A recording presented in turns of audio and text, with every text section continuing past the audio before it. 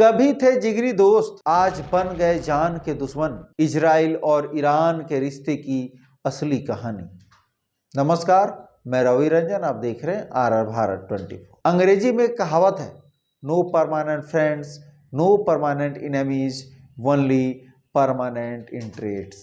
यानी देशों की दोस्ती दुश्मनी भावनाओं से नहीं, फायदे से चलती है। और इसका सबसे बड़ा उदाहरण है इजराइल और ईरान। यार, ये दोनों कट्टर दुश्मन हैं, लेकिन एक समय ऐसा था जब दोनों गुपचुप तरीके से एक दूसरे के सबसे भरोसेमंद साथी हुआ करते थे। तो आखिर दोस्ती से दुश्मनी तक का ये सफर कैसे हुआ? चलिए आसान भाषा में आपको पूरी इनसाइड स्टोरी बताते हैं। जब दोस्ती थी, यानी 1960-70 का दौर का बात है। 1948 में इजराइल बना। ज्यादातर मुस्लिम देशों ने इसका विरोध किया, लेकिन उस समय ईरान में शाह मोहम्मद रजा पहलवी की सरकार थी, जो पश्चिमी देशों के करीब मानी जाती थी। 60 से 70 के दशक में ईरान इजराइल को तेल देता था और इजराइल बदले में रक्षा और टेक्नोलॉजी में मदद करता था। दोनों को अरब राष्ट्रवाद और सोवियत प्रभाव से खतरा था। मतलब साफ था, दोस्ती भावनात्मक नहीं, रणनीतिक थी। अब हम लोग बात करते हैं 1979 की क्रांति, जब सब कुछ बदल गया। फिर आया साल 1979 का। ईरान में इस्लामिक क्रांति हुई, शाह की सत्ता गई और सत्ता में आए धार्मिक नेता रुहुल्लाह खोमेनी।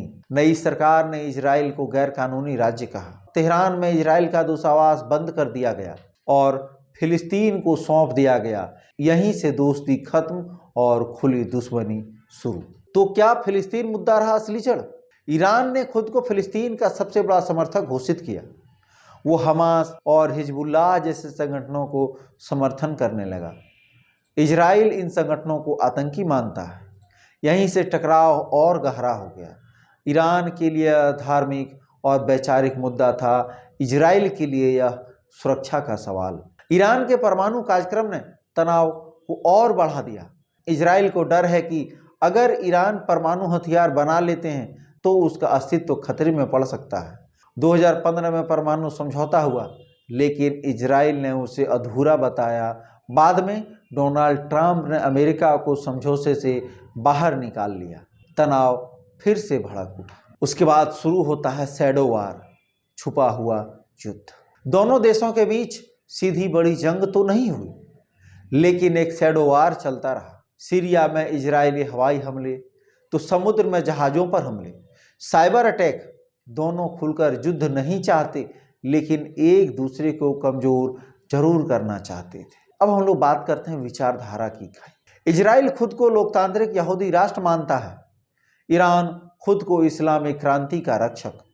दोनों की सोच, राजनीतिक और धार्मिक विचारधारा एक दूसरे से बिल्कुल उलट है, और जब सोच टकराती है तो समझौता बिल्कुल मुश्किल हो जाता है। आखिर अब सवाल ही है कि अमेरिका क्यों कूदा मैदान में? तो आइए जानते हैं अमेरिका के पीछे क्या पहलू है। अमेरिका और ईरान की दुश्मनी 1979 से शुरू हुई। अमेरिका का आरोप है कि ईरान मध्य पूर्व में इन समूहों को समर्थन देता है जिन्हें वह आतंकी मानता है।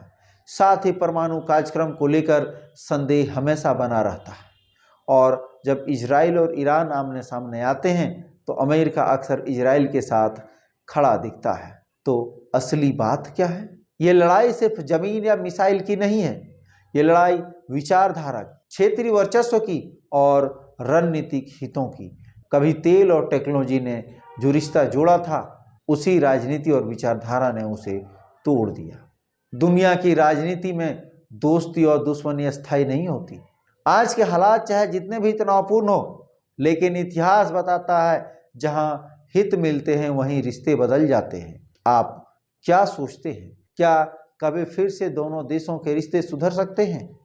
कमेंट में जरूर बताइएगा। मैं हूं रवि रंजन, RR भारत 24।